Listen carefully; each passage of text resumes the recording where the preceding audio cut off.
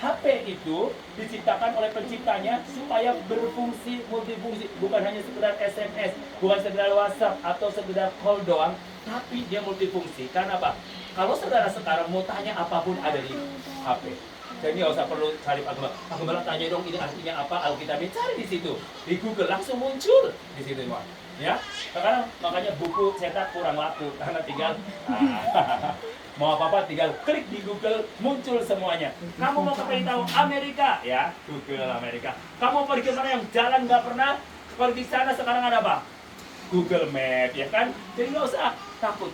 Nah itu fungsinya HP multifungsi. Nah jikalau misalnya kalian punya HP Android tapi cuma bisanya call sama WhatsApp, tiba-tiba pencipta HP itu datang lihat kamu, kira-kira sedih nggak?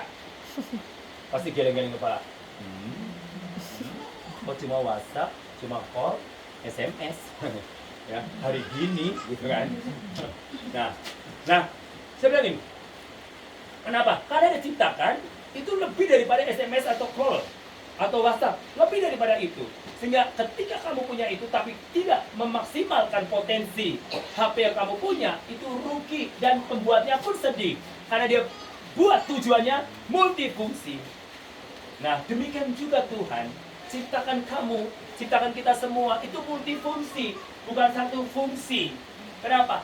Karena Tuhan menciptakan kita ribuan saraf dan manusia diciptakan dengan penuh kreativitas, ya. Bukan robot. Kalian itu bukan robot. Katakan kiri kanan, kamu itu bukan robot. Kamu itu bukan robot.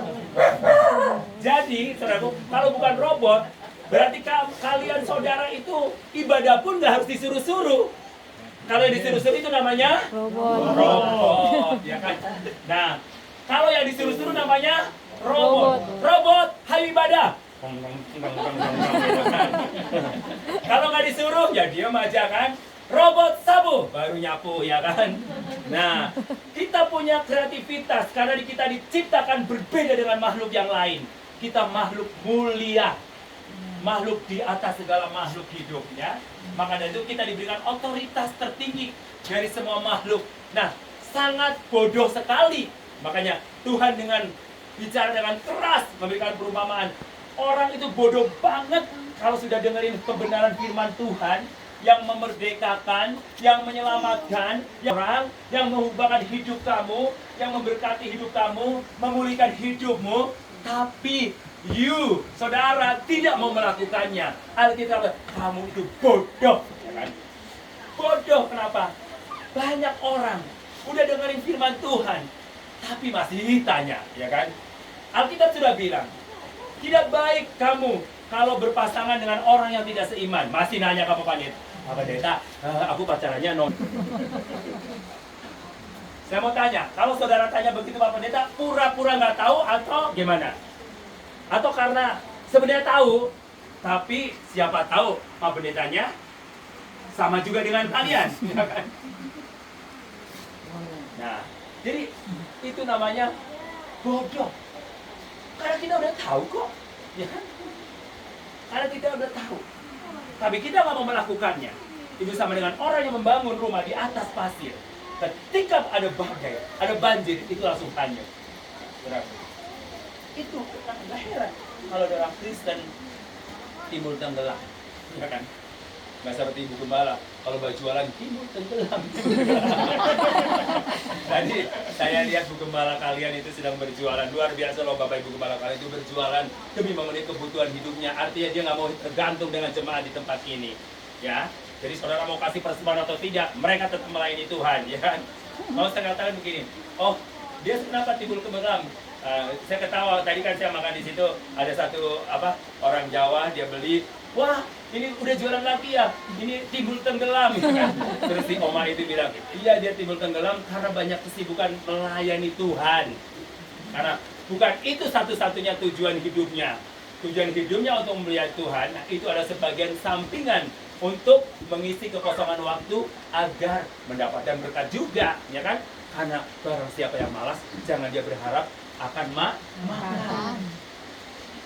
Orang malas mencari alasan. Orang rajin mencari Orang ini pendeta Damce tahu nggak? Pagi-pagi udah nawarin wajib ke saya. Ada wajib. Ini pendeta loh, jualan wajib. Itulah GGP itu only five, ya kan? Makanya perlu diacungi jempol pada pendeta-pendeta GGP. Nggak digaji. Saya mau tanya, kalian gaji Pak Rudi nggak? Hah? Ada? Oh, ada nggak? Digaji nggak? Nggak digaji aja masih mau masuk ke lorong-lorong, ya kan? Bayangin, kalau pendeta GGP itu, kalau pendeta-pendeta lain yang gedungnya besar-besar itu digaji, ya kan? Kalau ini nggak digaji, pendeta GGP pokoknya kalau udah mau terjun ke gereja Gerakan Pentakosta, only five paling bilang, upahmu besar di surga ya. So tahu saya memang upahnya besar di surga, kan di dunia juga perlu, ya kan? Betul nggak? Iya kan? Makanya doa Tuhan Yesus, jadilah kehendakmu di bumi seperti Di surga. Nah, kalau pendetanya menderita, apakah itu surga? Jadilah kehendakmu di bumi seperti di surga. Ya kalau pendeta saya menderita, apakah itu di surga, ya kan? Nah itu doa Tuhan Yesus Kristus. Jadikanlah kehendakmu di bumi seperti itulah doa Tuhan Yesus Kristus. Nah, saudaraku, tadi yang pertama, jadi orang yang bodoh, orang yang bagaimana? Yang mendengarkan, hanya merenungkan, terus tidak melakukan. Nah, itu yang bodoh. Nanti tinggal saudara klasifikasikan, kalian masuk yang bodoh atau yang pintar, gitu kan? Oke ya, saya nggak mau. Pokoknya kalian renungin sendiri aja. Kalian masuknya bodoh atau yang pintar gitu aja, ya. Oke, satu ya. Nah, yang kedua orang yang bijaksana. Bijaksana berarti lebih daripada pinter. Orang itu punya hikmat, ya. Pinter belum tentu bijaksana, ya kan? Salomo, dia penuh hikmat dan bijaksana, ya kan? Bijaksana. Makanya pada waktu ada, ingat ya pada waktu mengadili seorang yang ibu ya, kalau ibu kan anak rebutan kan, dua ibu ini anak saya, ini anak saya, ini anak saya, ini anak saya, tes, dites kan, coba siapa yang berani belah anak itu, ya. Bingung kan, karena dulu nggak ada tes DNA, nggak ada, ya kalau sekarang gampang, cabut rambutnya, ya kan, bawa ke rumah sakit tes DNA, ya kan, supaya tahu, oh ini anak dari keturunan Pak Rudi, oh benar kan, atau Ibu Wita atau rebutan nih, karena ketukar di rumah sakit. Nah, makanya sekarang ada Indosiar Putri yang tertukar. Karena ibu-ibu ketawa karena suka nonton ya, ya kan? Putri yang tertukar. Sebentar, sekarang ada zamannya lagi, ipar membawa maut. Makanya bahaya kalau kalian sudah menikah. Kalau kalian sudah menikah, iparnya tinggal sama kalian. Jangan-jangan suamimu direbut sama iparnya, atau istrinya direbut sama iparnya juga. Makanya Alkitab bilang kalau kamu sudah menikah, go dari keluargamu, tinggal sama istrimu, ya kan? Sama suamimu menjadi satu daging. Tahu satu daging? Nah, satu daging itu kalau ditarik sakit nggak? Sakit. Kalau suami istri belum merasakan satu daging, berarti belum suami istri. Nah, artinya gini. So, tidak baik seorang laki-laki seorang diri saja. Dan setelah menikah, dia harus keluar. Jadi seorang laki-laki meninggalkan orang tuanya, ayah dan ibunya, bersatu dengan istrinya. Jangan bersatu dengan mertuanya, ya kan? Bersatu dengan istrinya, di bawah istrinya. Meskipun ngontrak, meskipun dia artinya ngontrak di rumah yang kecil nggak masalah. Yang penting rumah sendiri, ya kan? Karena bahaya, karena ada ipar membawa maut. Belum mertua membawa maut loh. Karena tidak sedikit menantu yang selingkuh dengan mertuanya. Betul nggak? Tapi cuma di sini nggak ada, ya kan? Itu mah di sana, ya. Nggak usah dibikin, nggak usah dibayangin ya, nggak usah dibayangin. Jangan coba-coba ya. Oke, ini tadi orang yang bodoh. Sekarang orang yang bijaksana, orang yang pinter. Itu orang yang seperti orang yang membangun rumah di atas batu. Di atas batu itu berarti kuat, ya, kuat. Bijaksana, tahu kalau nggak ada batu di bawahnya pasti nggak akan kuat. Jangan main-main ya. Kalau misalkan kita fondasi itu untuk 2 tingkat, ya kan? Dibangun 2 tingkat, terus dibangun 5 tingkat, kira-kira kuat nggak? kapasitas untuk 2 tingkat, tapi belum 5 tingkat. Kira-kira kuat nggak? Kuat. Pada waktu di daerah saya gempa bumi banyak yang kena. Banyak kena, tapi bukan daerah saya. Itu di daerah Cianjur, ya, banyak roboh. Ternyata rumah-rumah yang roboh itu karena bangunannya tidak kuat. Tidak kuat, tidak kokoh, ya. Itu. Nah, bangunnya asal-asalan, asal nempel, fondasinya nggak kuat. Nah, orang yang mendengarkan firman, terus membaca firman, merenungkan firman, dan melakukan firman itu sama seperti orang yang bijaksana mendirikan rumah di atas batu. Sehingga ketika ada badai, ada banjir, itu rumah itu nggak roboh, tetap kuat. Nah, itu orang yang pinter, orang yang bijaksana. Maka dari itu, orang yang bijaksana itu, dia akan kuat di tengah badai. Meskipun ada masalah, masalah keuangan, masalah diputus pacar, masalah pekerjaan, masalah pendidikan, masalah sekolah, masalah ekonomi, itu tidak membuat orang itu goyah, tidak membuat orang itu runtuh. Karena dia tahu persis bahwa Yesus adalah sumber di atas segala-galanya. Alkitab berkata, tetapi carilah dahulu kerajaan Allah dan kebenarannya, maka semuanya itu akan ditambahkan kepadamu. Itu kunci daripada semuanya. Saudara nggak perlu takut, yang belum punya jodoh jangan diobral, karena saudara itu harganya mahal. Alkitab berkata kamu dibayar lunas oleh darah yang terlalu mahal. Ada anak pujian mengatakan terlalu mahal darahmu Yesus tercurah untuk menebus hidupku. Terlalu mahal. Bayangin, darah terlalu mahal dicurahkan untuk menebus hidupmu. Berarti hidupmu mahal atau murahan? Mahal. Mahal. Katakan kiri kananmu, kamu itu mahal. Kamu itu mahal. Tuhan kita mahal. Darahnya terlalu mahal. Saudara juga orang-orang yang mahal. Tuhan kita pemurah, tapi dia bukan murahan.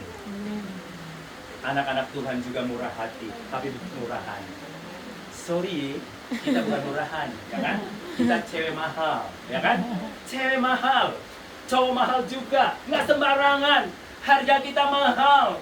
Kita percaya yang dari Tuhan itu mahal. Dan ketika aku mendapatkan pasangan hidup yang dari Tuhan, pasti yang terbaik. Ya, kadang-kadang nggak selalu mungkin ganteng menurut ukuran kita, tapi kalau dari Tuhan, ya kita terima saja. Pasti jadi ganteng, ya kan? Ganteng itu apa? Tadi, ganteng itu gatel telinga katanya. Kata temenmu tadi waktu di ATM ada istilah baru kan. Makanya kalau kalian mau cari cowok harus pakai apa? Cewek-cewek, hai yang belum punya jodoh, kalau mau cari cowok harus pakai apa? Pakai hati, harta dan properti.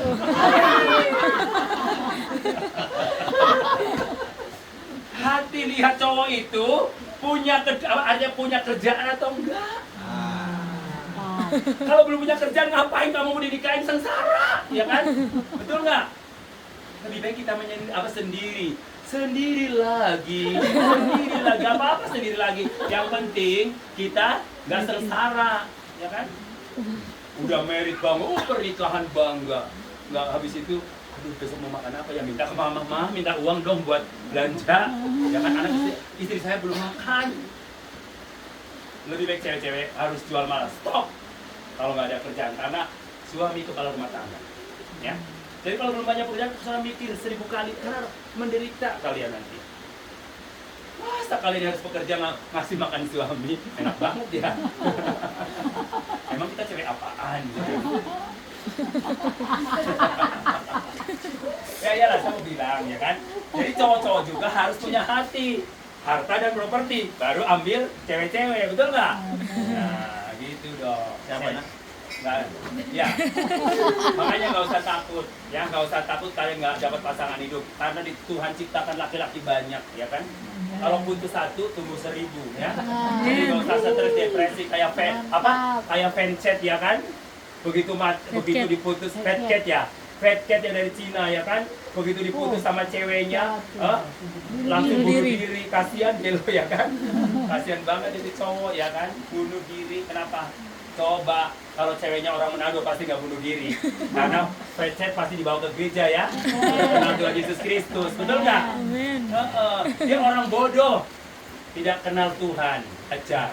Tapi kalau orang Manado dari perut aja sudah kenal Tuhan, aja bilang darah Yesus, padahal ya kan? Orang terakhir juga darah Yesus, darah Yesus, gitu kan nangisnya. Masa mau bunuh diri matinya? Berarti itu kan bodoh, ya kan?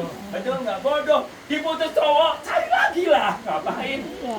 Iya. Berarti dia bukan yang terbaik untuk kamu. Anggap aja dia sampah lah, gitu kan? Buanglah sampah pada tempatnya. Jadi kalau sampah, ya dibuang gitu loh. Nggak usah disedihin, ya kan? Dia bukan harta, ya. Kalau diputusin ya udahlah. Begitu kan cowok, sini jangan sedikit cowok. Kebanyakan cowok-cowoknya udah menikah ya Pak. Kebanyakan sudah sold out ya kan, sudah laku. Jadi mereka tenang-tenang aja gitu kan. Oke. Nah, jadi orang yang pintar, bijaksana yaitu orang seperti orang yang mendirikan rumah di atas batu. Dia kokoh kuat meskipun ada badai apapun, masalah apapun, kalian nggak akan tergoyahkan. Imannya tetap kuat. Sakit penyakit nggak akan membuat kita down. Lalu kita tahu Allah itu sumber kekuatan di dalam hidup kita. Jadi coba lihat kiri kanan. Kamu termasuk orang bodoh atau pintar ya? Kamu bodoh atau pintar? Ya. Katanya, sesama orang bodoh jangan saling menghina. Ya. Tapi saya percaya, saudara orang-orang pintar, orang yang bijaksana, ya, orang yang pintar bijaksana, sehingga ketika kalian ada masalah, kalian tetap berkata, "Oh God, I love you Lord. Oh God, aku percaya Engkau adalah sumber kekuatan buat kami." Ya, kalau kalian sakit, perkatakan firman. Oleh bilu-bilu Yesus aku sembuh. Oleh bilu-bilu Yesus aku sembuh. Asal jamah saja pasti aku akan, jubahnya saja pasti aku akan sembuh. Kalau saudara sedang kekurangan, katakan, Allahku akan memenuhi segala keperluanku menurut kekayaan kasih karunia-Nya. Tuhan adalah gembalaku yang baik, ya kan? Dia membimbing aku ke jalan yang benar, memberikan aku di padang yang berumput hijau. Dia menyediakan hidangan di hadapan para lawanku. Jadi artinya gini, Tuhan itu memberikan ketenangan kepada anak-anak Tuhan yang mengandalkan Tuhan. Tinggal bagaimana kita meresponi kebenaran firman Tuhan itu. Bukan soal berapa banyak kita ibadah, berapa banyak kita membaca firman Tuhan, berapa banyak kita mendengarkan firman Tuhan, tetapi apa yang kalian mau lakukan setelah mendengar firman Tuhan itu yang lebih penting daripada kuantitas saudara membaca firman. Saudara membaca firman dari Kejadian sampai Wahyu, tapi saudara nggak ada yang melakukannya, itu semuanya sia-sia. Sia-sia. Ya, haleluya. Mau jadi orang pintar atau bodoh? Pintar. Siapa yang orang pintar? Angkat tanganmu. Beri kemuliaan bagi Yesus Kristus. Kita adalah orang-orang pintar. Mari kita bangkit dari semua.